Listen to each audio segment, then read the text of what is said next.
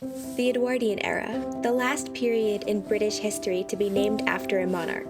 King Edward VII's reign spanned only 9 years, from 1901 to 1910. People use this word to describe clothing from other parts of Europe and even North America, which is what I'm doing here. This period is known for its incredibly sheer, delicate, and floaty fabrics. I'm making a shirtwaist out of this gorgeous sheer stripe, 50% cotton, 50% silk.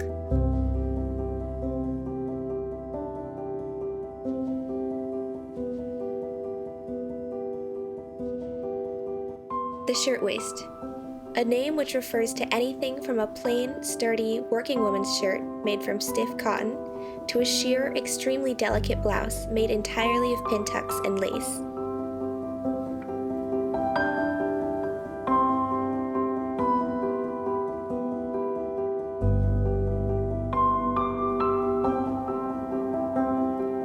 This one is made from the most delicate fabric I've ever worked with. Because of that, I made this garment entirely by hand with pre-waxed ivory silk thread. I just couldn't bear to put this under the machine with stark white nylon or polyester thread. I'd be terrified of wrecking the fabric.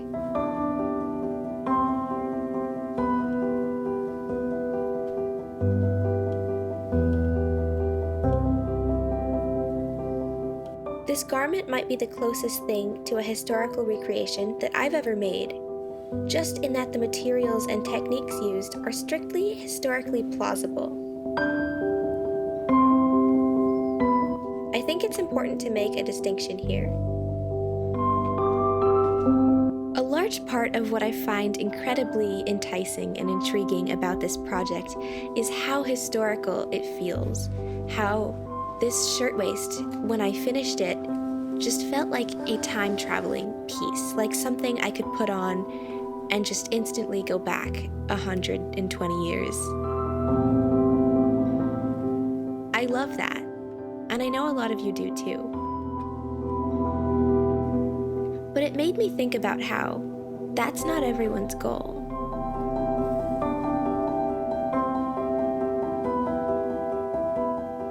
There's been a discussion recently in the historical costuming community about gatekeeping, specifically when it comes to, quote, historical accuracy. The idea of doing things the way that they were done in the past, using the materials and tools that would have been used in the past as much as possible, getting as close as we can to something that could have been created in the past. And this is an incredible thing.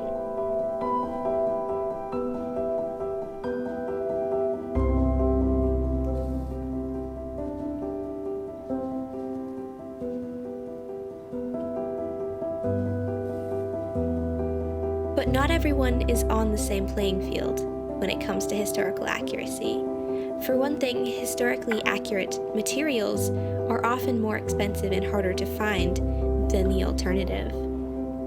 And doing the research to figure out what even is historically accurate, looking at books or actual extant garments, takes time and energy and often money, which is not something that everyone has.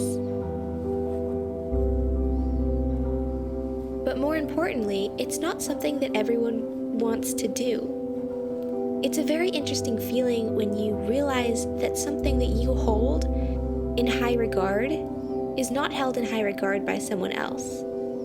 It can almost feel like your world is crumbling around you, like these things that you thought were intrinsic to being are not anymore. Realizing that the lens through which you view the world is not the same lens through which other people view the world, however big or small the differences between them might be.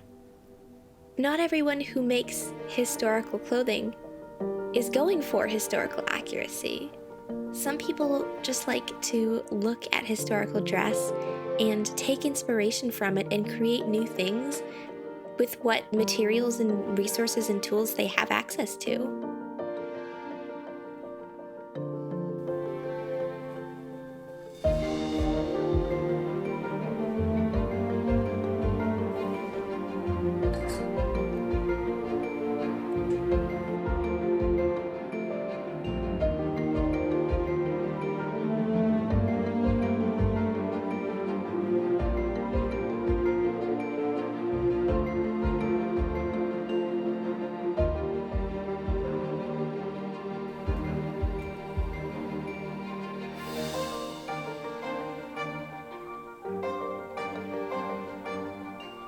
And that doesn't make them any less valid. Personally, I love natural fibers. I love couture hand sewing, original practice hand sewing, things that take an incredible amount of time and practice. But that time and practice isn't something that everyone wants to do or that everyone has time to do. The fact that I do a lot of sewing by hand doesn't make me above someone who does everything by machine or below someone who does strictly original practice. I do what I do because it's what works for me, what fits into my life, and what gives me the results that I want. And that might not be the case for other people. Other people have different goals, are in different situations, have more or less access to resources, or more or less time to sew. But none of these are reasons to rank people or to shut people out.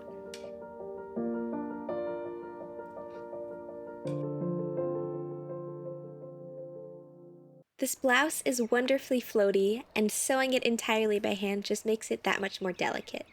It's going to be a wonderful addition to my growing trans-era wardrobe.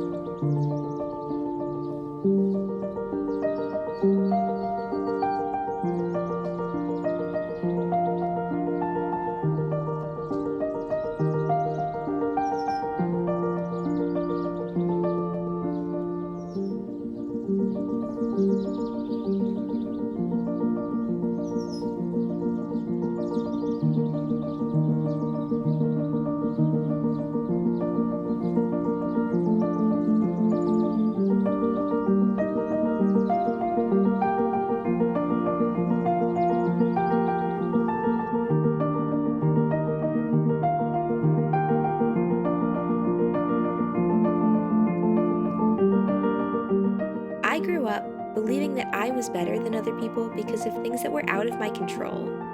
I'm grateful that I have the capacity to make something like this, that I have money for supplies and time that I don't need to be spending at a job making money just to survive. I have the mental and physical health that allows me to start and finish projects like this in just a few days. I know I take these things for granted, but I guess that's just reality.